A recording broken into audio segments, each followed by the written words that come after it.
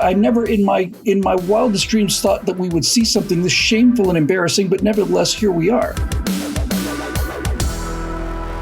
Well, in Nazi Germany, they used to get dressed up in red robes for it. The Soviet Union was absolutely de rigueur. You simply couldn't miss it. It was on the radio all the time. You were pretty much required to listen in. China, on the other hand, was much more relaxed about things. They kind of took care of it in the town square.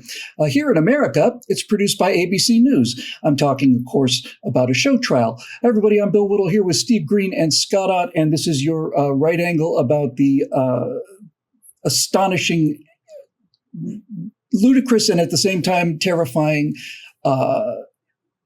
January 6th insurrection case trial thing that's going on now. I am specifically not going to get into the details of what actually happened on January 6th. I think all of us pretty much have a pretty clear opinion on that one way or another. But Steve, I'd like to start with you. The reason that these totalitarian states do these things is twofold. Number one, it may in fact be threefold. Number one, there are people who will believe that it's true. In the case of the Soviet Union, these show trials the charges were completely manufactured. They were tortured until they signed confessions, and then they had the show trial. And many people said, though they must be guilty, they signed confessions. And I don't know, 20 million people disappeared that way, some number like that. So on one hand, you get to tell people that that what we're telling you is true.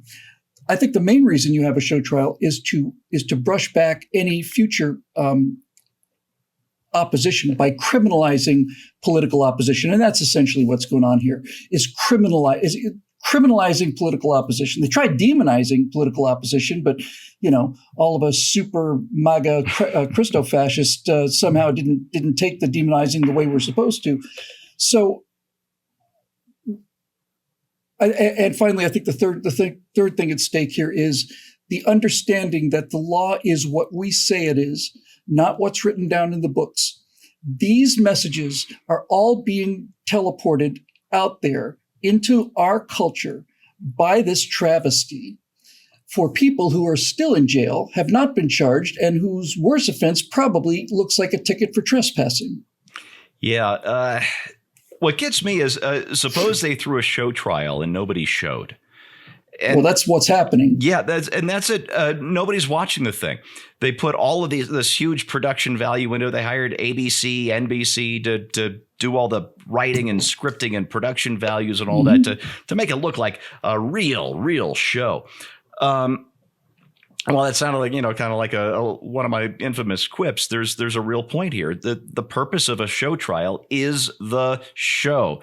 People have to watch it for all of the reasons that you just described. And the thing has been a big old ratings bust. Nobody cares. And if nobody cares, that means they aren't afraid. And if they aren't afraid, then the show trial cannot have its intended effect of squelching dissent. So that's the good news, I suppose. The bad news is that it's happening at all, that the leaders of one of our parties and a couple from the other side have decided that it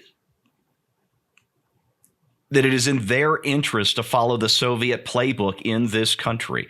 I don't know how to indict them in a moral way any more than I just have. What I find fascinating, though, is they're trying to make it look as though it's an actual trial. But this isn't. This is a congressional hearing, essentially, that's been dressed up to make it look like a trial. And what that means is there aren't any actual constitutional protections. There's no defense, essentially. It's all Democrats and 2 never-Trump Republicans. There is nobody there to call witnesses on the defense's behalf.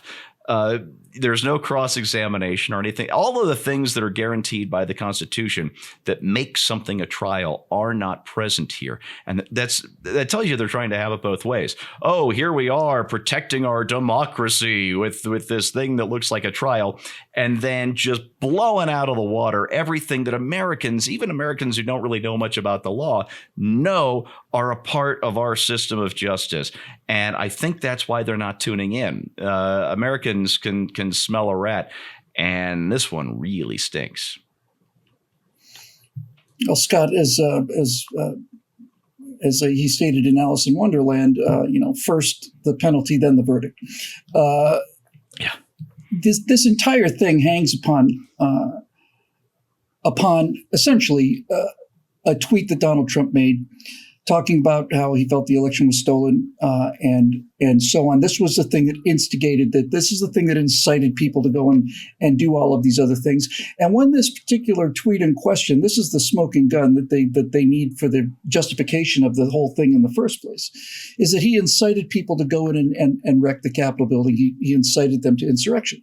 Well, the final line on that famous tweet is, "So go ahead and patriotically and peacefully protest." Now, they've edited out that last line, and in one case, they edited out the peacefully. That to me is not only telling me that this thing is false, it's a statement of anti-truth. It's the same kind of thing. We've talked about this many times before, where during the Tea Party days, they would say there are racist signs. The Tea Party's racist because we've seen racist signs there. Really? Well, who's brought racist signs? Well, the signs were brought by the people who were accusing the Tea Party of being racist. There weren't any racist signs, so they had to bring them in anyway, you see? So you manufacture the evidence and all of this stuff. You've never been shy about criticizing Donald Trump, but this is, in fact, not a joke. There are people who are still in prison, not charged, and I just find the whole thing to be not comical, but just a disgrace and an abomination. There's so many aspects of this that are reprehensible, but let me start with I do not draw the analogy between old totalitarian regimes like the Nazis or the Soviet communists or the Chinese communists. This is not on that order. This is more on the order of amateur political campaigning. And it's an embarrassment to the Democratic Party, frankly, that they are staging this kind of a thing in order to prove what? That Donald Trump is a guy that they don't like, who says stupid things. That they don't need to have a trial to prove that. In fact, the whole fact that this is called a hearing is ridiculous. There's not a lot of hearing going on. There's just a lot of talking. I mean, this should be called a congressional talking.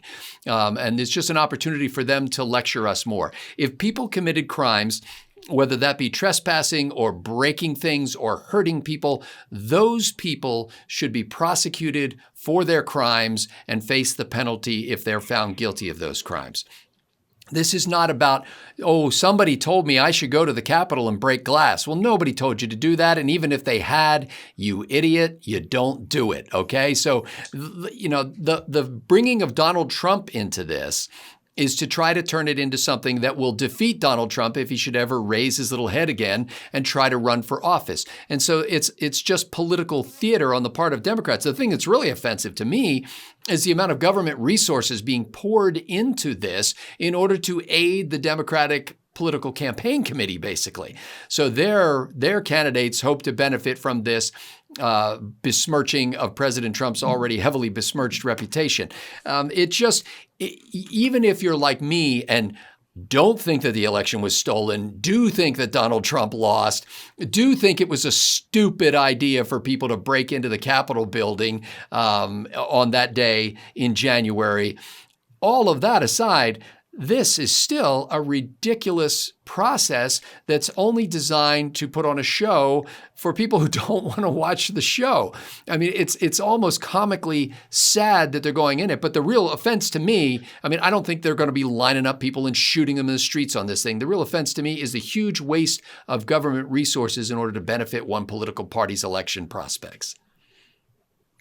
I'm not too worried about the money it costs. It's a fraction of the money that we spend every day, and they just print some more of it, as you pointed out in your episode. What's going on here is, in America, is the criminalization of political opposition. And in this particular case, it's one political opponent who they fear greatly. They've as I learned from Steve on our backstage show, available to members only, I'd said Donald Trump had been impeached twice, and he said actually only once. You need to have the Chief Justice there, and he wasn't there for the second one, so they didn't even do this abomination correctly. And Scott's point about millions of people not being dead is also extremely well taken. I've always said the only, you call Donald Trump or George Bush a Nazi, and the only difference is, 12 million dead people in concentration camps. Other than that, they're exactly the same. All of that said, all of that said, the idea of a show trial, the idea of trying people for crimes that either they did not commit or merited a ticket, the idea of creating a political spectacle to criminalize not only the opposition, but the individuals in the opposition, to criminalize the entire movement. These are antithetical to America. I never in my wildest dreams thought that we would see something this shameful and embarrassing, but nevertheless, here we are. Here we are. And the consolation to take from this, at least the consolation that I take from this, is simply this. If they have to edit out the one or two words from the tweet that said peacefully, if they have to hold people without charges because there are no charges to be held, if they have to bring in production quality teams to make sure that people watch this and nobody watches it anyway, then the takeaway from this is that the country is still so fundamentally healthy at its core that this is only surface corrosion. But folks, the reason I'm talking about this now is because surface corrosion, if not treated, will eventually get into the support structures, and then they will lose their strength, and then the building will fail. That's what will happen. So when we see these kind of things, we talk about them and we make a big point about them, because they are not the symptoms of a totalitarian state so much as they are rather not the results of a totalitarian state so much as they are the symptoms or the precursors. They have to be ridiculed, they have to be mocked, they have to be punished. And I think that there should be an incredible amount of countersuing for the amount of just plain law breaking that went on. Final thing I want to say about this is this. Scott had pointed this out, and we've talked about it several times. If you believe that some person saying something can cause them to do something else, something criminal or whatever the case may be, then this is not the country for you. And it's certainly not the religion for you. Free will either exists or it doesn't exist. And if it turns out that their theory is right, that Donald Trump issued the words, and then this mass of people, as Scott pointed out on our backstage, law-abiding citizens suddenly get the little red lights in their eyes and they go in and start smashing things and threatening Nancy Pelosi. If that's true, then that means that all of the discussion in this country has to be limited to speech that is not offensive or doesn't anger the most sensitive, neurotic, crazy person in America. And there are a number of those. The Democrats should be ashamed of themselves. The two Republicans, so-called Republicans, I'm glad they're on this, because I like to put little dye markers on the cancer cells.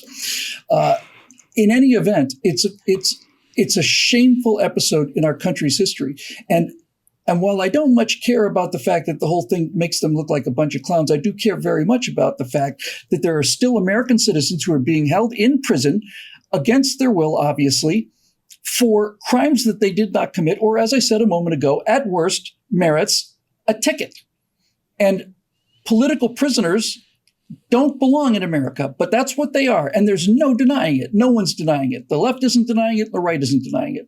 So we'd better get this situation resolved pretty fast. And then when it's over, and after these people are out of office in November, we better start wondering what we can do to make sure that this kind of thing doesn't happen again. And the people who did think that this was a good idea get to face some kind of consequences for what they've done. And when I say face consequences, I mean political consequences for those of you out there who might be a little unclear on the entire concept of free speech. For Steve Green and Scott Ott, I'm Bill Whittle. Thanks for joining us. We'll see you next time here on Right Angle.